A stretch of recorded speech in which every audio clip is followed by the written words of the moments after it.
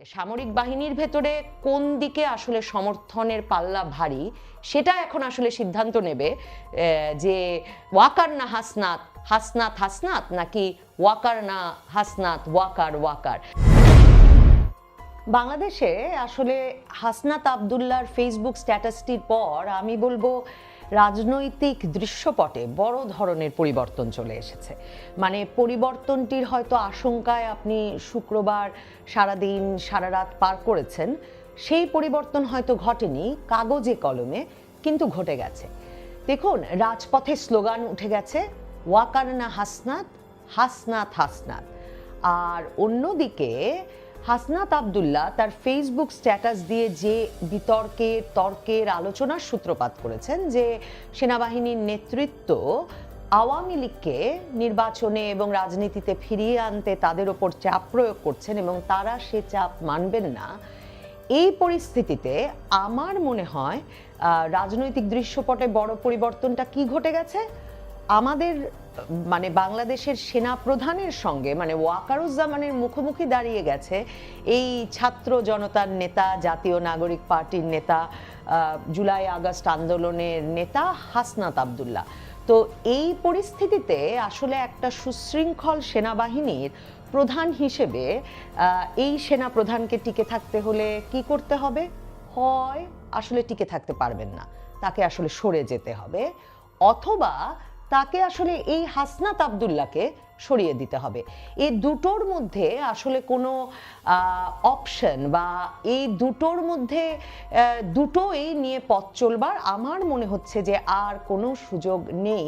সেটা শুক্রবারে কাগজে কলমে আমরা বড় ধরনের কোনো পরিবর্তন না দেখলেও রাজপথে তার একরকম ফয়সালা হয়ে যেতে দেখেছি, যখন দেখেছি যে রাজপথে এই স্লোগান উঠে গেছে ওয়াকার না হাসনাত, হাসনাত হাসনাত।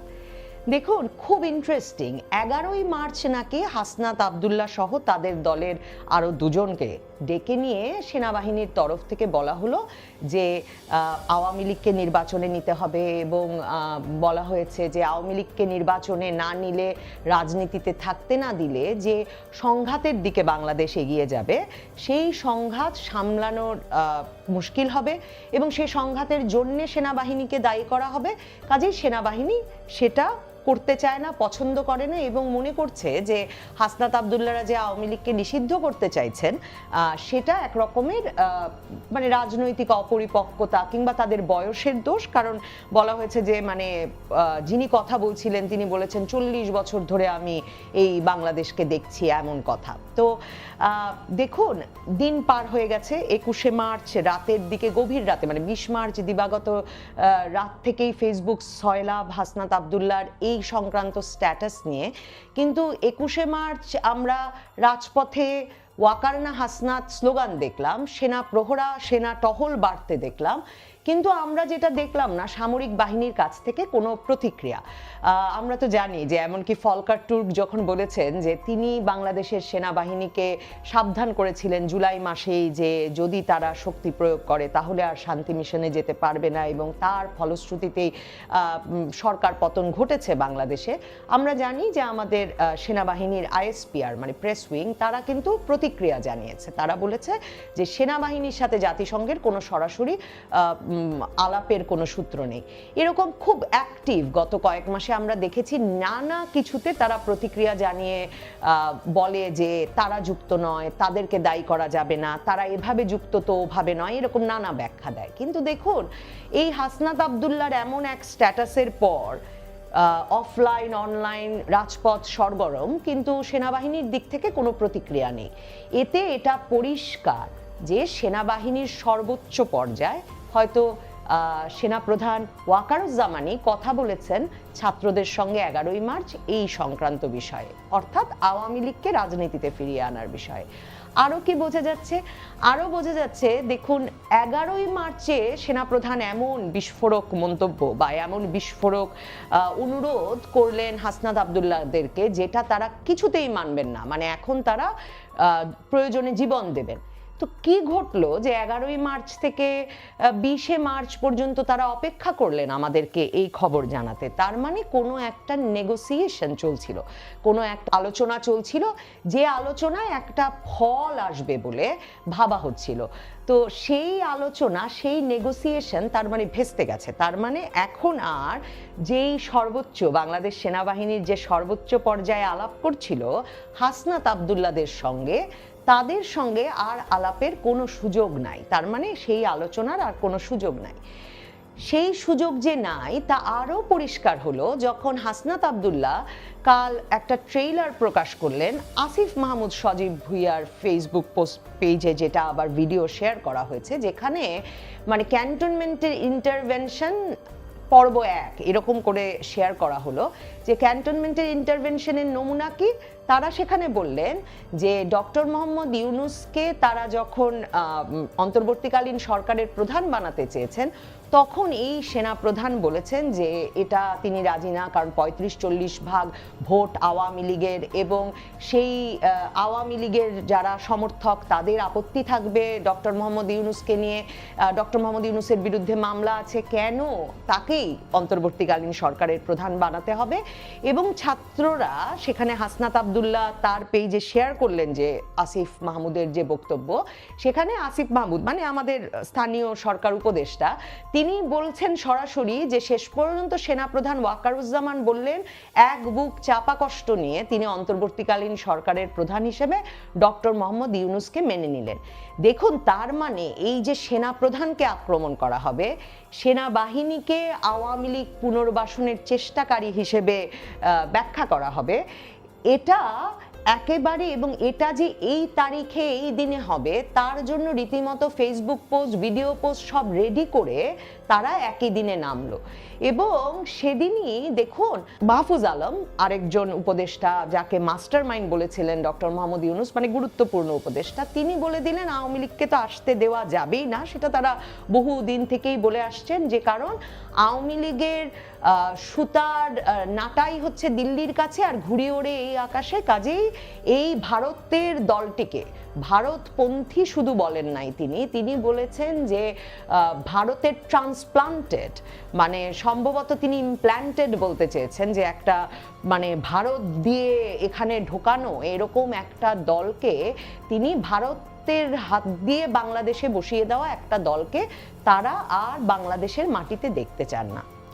এখন দেখুন সেনাপ্রধানকে কেন তাদের আক্রমণ করতে হলো। সরাসরি কথা, সেনাপ্রধানকে এবং সেনাবাহিনীকে আক্রমণ করতে হলো কারণ আগস্ট থেকে দেখবেন হাসনাত আবদুল্লাহরা সকল জায়গায় রদবদল ঘটিয়ে ফেলেছেন। হাইকোর্ট, আপিল বিভাগ, মানে সুপ্রিম কোর্ট পুরো মানে খোল নলচে, প্রধান বিচারপতি থেকে তারা খোল নলচে বদলে ফেলেছেন। হাইকোর্টের সামনে গিয়ে মিছিল করে, দাবি করে, ডেডলাইন দিয়ে তারা সচিবালয়ে পদায়ন, পদোন্নতি, নিয়োগ, চাকরিচ্যুতি, কাকে ওএসডি করা হবে, কাকে বাধ্যতামূলক অবসরে পাঠানো হবে, এই পুরো তালিকা তারা নির্মাণ করেছেন। বাংলাদেশের পুরো সংবাদ মাধ্যম তারা ঢেলে সাজিয়েছেন। আর বাংলাদেশ জুড়েই শিক্ষা প্রতিষ্ঠানগুলোতেও এসব ঘটনা ঘটেছে। কিন্তু ধরুন সেই, তার মানে সারা বাংলাদেশ জুড়ে আইন বিভাগ, নির্বাহী বিভাগ, বিচার বিভাগ, মানে পুরো খোল নলচে সকল কিছু পাল্টে ফেলেছেন। এবং তার নেতৃত্ব কে দিয়েছেন? সামনের মুখকে হাসনাত আবদুল্লাহ।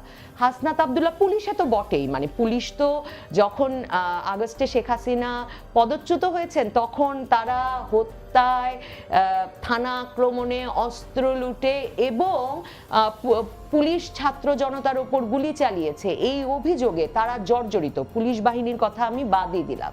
তো তাহলে দেখুন সকল কিছুর খোল নলচে পাল্টে ফেলে তাদের লোক তারা বসিয়েছেন। তো তাদের লোক মানে কারা? যারা ফ্যাসিস্টের দোসর নয়। তাদের লোক মানে কারা? যারা ভারতের ইমপ্ল্যান্টেড নয়। তাদের লোক মানে কারা? তাদের লোক মানে যারা আওয়ামী লীগ ঘনিষ্ঠ নয়। কোথায় তারা সেটা পারে নাই? তারা সেটা পারে নাই হচ্ছে বাংলাদেশ সেনাবাহিনীতে, বাংলাদেশের সশস্ত্র বাহিনীতে। 3 বাহিনী প্রধান শেখ হাসিনা যাদের বসিয়ে গিয়েছিলেন তারাই আছেন। তো এখন দেখুন, এই সামরিক বাহিনী তো আমি মনে করি আগস্ট মাসে একটা অনুষ্ঠান করেছে, কারণ তারা সরকারের 3রা আগস্ট সেনাপ্রধানের সঙ্গে জুনিয়র অফিসারদের দরবারে সেনাপ্রধানের সঙ্গে এই সিদ্ধান্ত নিয়ে নেওয়া হয়েছে যে তারা আর সরকারের নির্দেশে কোনোভাবে ছাত্র জনতার আন্দোলনে কোনো বাধা সৃষ্টি করবে না এবং তারা শক্তি প্রয়োগ তো করবেই না। তো এই পরিস্থিতিতে তারা 4 আগস্ট মানে 4 তারিখ আগস্টের তারা তৎকালীন প্রধানমন্ত্রী শেখ হাসিনা সহ সে সময়কার সরকারের সর্বোচ্চ পর্যায়কে যদি বা বলেছে যে তারা মার্চ টু ঢাকা মানে ঢাকা অভিমুখে ছাত্র জনতার যে মিছিলের ঘোষণা সেটা প্রতিহত করবে, তারা ঢাকার পকেটগুলো আটকাবে, কিন্তু তারা আসলে নিষ্ক্রিয় ছিল, তারা কোনো সেই দায়িত্ব পালন করেনি। কিন্তু কেন এই সামরিক বাহিনীর যে ঘটে গেছে সে কথা কেন সেনাবাহিনীই বলে না, বা সে কথা কেন শেখ হাসিনাই বলেন না? দেখেন, সে কথা বলেন না তার একটা কারণ হচ্ছে, একদিকে সেনাপ্রধান আসলে তার সামরিক বাহিনীর ভেতরে ঐক্য এবং এর পাশাপাশি তার নেতৃত্ব ধরে রাখতে তিনি সিদ্ধান্ত নিলেন যে ওই যে সে সময় তিনি দরবারে বললেন যে আরেকটু কি কাদালে উড়াল দেব আকাশে, আইয়ুব বাচ্চুর জনপ্রিয় গান, যে মানে এমন চাপে আছেন, সে সিদ্ধান্ত তিনি নিলেন বটে, কিন্তু অন্যদিকে তিনি শেখ হাসিনাকে হেলিকপ্টারে চড়ে ভারত পাঠিয়ে দিলেন বা ভারত পালিয়ে যেতে সাহায্য করলেন। তিনি ক্যান্টনমেন্টে আওয়ামী লীগের নেতৃবৃন্দকে রাখলেন এবং শুধু ঢাকা ক্যান্টনমেন্টে নয়, সারা দেশ জুড়ে ক্যান্টনমেন্টগুলোতে আওয়ামী লীগের নেতৃবৃন্দ থাকলো এবং তাদের জন্য সেফ প্যাসেজ নিশ্চিত করলেন। এবং সে কারণেই আসলে আওয়ামী লীগ বা শেখ হাসিনা কেউই কিন্তু এখন পর্যন্ত সামরিক বাহিনীর করেছে তাদের নির্দেশ শোনে নাই এমন কথা বলে না, এমনকি এটাও বলে না যে সেনাপ্রধান ওয়াকারুজ্জামান সম্পর্কেও কিছু বলে না। অন্যদিকে মনে করবার কোনো কারণ নাই যে সেনাবাহিনীর প্রত্যেকে আসলে এই ব্যাপারটা পছন্দ করেছে যে জেনারেল ওয়াকারুজ্জামান আসলে আওয়ামী লীগকে একটা সেফ প্যাসেজ দিচ্ছে, এবং মনে করবার কোনো কারণ নাই যে সেনাবাহিনীর ভিতরে মানে সারা বাংলাদেশ জুড়ে যদি ধরলাম 30-40% আওয়ামী লীগ আছে, বাকি সকল রাজনৈতিক দলের মুখপাত্র আছে, এবং আগস্টের পর থেকে আমরা কাদেরকে একেবারে সামনের কাতারে দেখছি? আমরা দেখছি বাংলাদেশে ধর্ম ভিত্তিক দলগুলো একটা শক্তিশালী এবং সংগঠিত অবস্থায় আছে। মানে বিএনপি কিন্তু এক রকমের হকচকিত যে 5ই আগস্ট যে সরকার পতন হয়ে যাবে তারাও প্রস্তুত ছিল না, বা জুলাই আগস্টের আন্দোলনে যে তাদেরকে প্রথম থেকে যুক্ত থাকতে হবে এটা তারা বোঝে নাই। তাইলে এই আন্দোলনটা কার ছিল এবং তাহলে কাদেরকে আমরা সামনের কাতারে দেখছি? সেই ধর্মভিত্তিক দলগুলো অর্থাৎ জামায়াতে ইসলামী, হিজবুত তাহরির সহ সকল এই দলগুলোর আসলে কিন্তু ভেতরে প্রতিনিধিত্ব আছে, যারা আসলে বাংলাদেশে একটা সেকুলার সরকার, বাংলাদেশে একটা সেকুলার রাজনীতির সরকার, একটা ধর্ম নিরপেক্ষতার রাজনীতি যারা মানে করতে চায়, যারা সংবিধানে সেটাকে যুক্ত করেছে, সেই রাজনীতির জায়গাকে পাল্টে ফেলে একটা ধর্মভিত্তিক পরিচিতির জায়গায় যাওয়ার একটা চাপ আছে। যতবার জানবেন যে এই যে ভারত ইমপ্লান্টেড বলা হবে আওয়ামী লীগকে, জেনে নেবেন যে অন্য আরেকটি দেশের চাপ কিন্তু আছে বাংলাদেশে। আমরা জানি আগস্টের পরপরই পাকিস্তানের আইএসআই মানে গোয়েন্দা সংস্থার খুবই আইএসআই এর অত্যন্ত গুরুত্বপূর্ণ ব্যক্তিদের একটি দল এসে মানে প্রকাশ্যেই জানা যায় যে তারা এসেছে। আমরা জানি যে আইএসআই এর দফতর, আইএসআই এর কার্যক্রম আনুষ্ঠানিকভাবে শুরু হয়েছে বাংলাদেশে আগস্টের পর থেকে। আমরা জানি যে বাংলাদেশে পররাষ্ট্র সচিব এবং পররাষ্ট্রমন্ত্রী 2 সপ্তাহের ব্যবধানে বাংলাদেশে দেখা করতে আসছেন এপ্রিল মাসে। তো এই পরিস্থিতিতে আসলে অন্য গোয়েন্দা সংস্থা, অন্য দেশের গোয়েন্দা সংস্থাগুলোও কিন্তু কাজ করছে। তো এই অবস্থায় আসলে সেনাবাহিনীর ভেতরে তো সেই রদবদল ঘটতে হবে। বাংলাদেশে আর সকল সংস্থা, সকল প্রতিষ্ঠানের নেতৃত্বে চলে গেছে যারা, যেই মানে জুলাই আগস্টের বিজয়ী পক্ষের লোকেরা, সেই পক্ষের লোকদেরকে তো আসতে হবে। কাজেই সেনাবাহিনীতে, সেনাবাহিনীর নেতৃত্ব পর্যায়ে বিরাট ধরনের রদবদল ছাড়া আসলে এই হাসনাত আবদুল্লাদের যে কর্মসূচি, যে বিপ্লব, তা শেষ হবে না। এবং দেখুন, আপনি প্রতিবার যখন ভাবেন বাংলাদেশ বোধহয় একটা স্থিতিশীলতার দিকে যাচ্ছে, তখন নতুন করে কেন 32 নম্বর বুলডোজার দিয়ে ভাঙা হয়। দেখবেন ছাত্ররা একটা নিয়মতান্ত্রিকভাবে রাজনৈতিক দল গঠন করেছে, আপনি ভাববেন নির্বাচনের দিকে এগুচ্ছে, তারা হঠাৎ করে সেনাপ্রধানকে সরাসরি তাদের শত্রুতে পরিণত করে সেনাবাহিনীকে এতটা ঝুঁকিপূর্ণ অবস্থায় কেন নিয়ে যায় যে সেনাবাহিনী আসলে সামরিক কূ সে সময় না করলে, কূ সেই অর্থে যে সেই সরকারের নির্দেশ মানবে না, ছাত্র জনতার পক্ষে থাকবে, সিদ্ধান্ত না নিলে আজকে অন্তর্বর্তীকালীন সরকার গঠিত হতে পারে না এবং ছাত্র জনতা তার প্রতিনিধি হতে পারে না। সেই সেনাবাহিনীর বিরুদ্ধে তাদের দাঁড়াতে হলো কেন? তার মানে কতদিন পর পর তারা কার বিরুদ্ধে দাঁড়াবে এবং কোন জায়গা পরিষ্কার করে তাদের পক্ষের লোককে সেই জায়গায় বসাবে, তার একটা মেটিকুলাস ডিজাইন এবং সেই পরিকল্পনাটা আসলে সেই ধারাবাহিকতাটা অব্যাহত আছে। সেই পরিকল্পনার যে শীর্ষ ফলাফল, সর্বোচ্চ ফলাফল, সবচেয়ে বড় লক্ষ্য যেটা রাষ্ট্রের চরিত্রটা চেঞ্জ করে দেওয়া, রাষ্ট্রের চরিত্রটা পরিবর্তন করে দেওয়া, সে কাজটা কিন্তু এখনো শেষ হয় নাই। সে কাজটা করে যাওয়ার কাজ অব্যাহত রেখে যেতে হবে হাসনাত আব্দুল্লাহদেরকে। এবং আমি যেটা বলেছি, ফলাফল, চূড়ান্ত ফলাফলে এই মুহূর্তে দেখতে হতে পারে দুটো।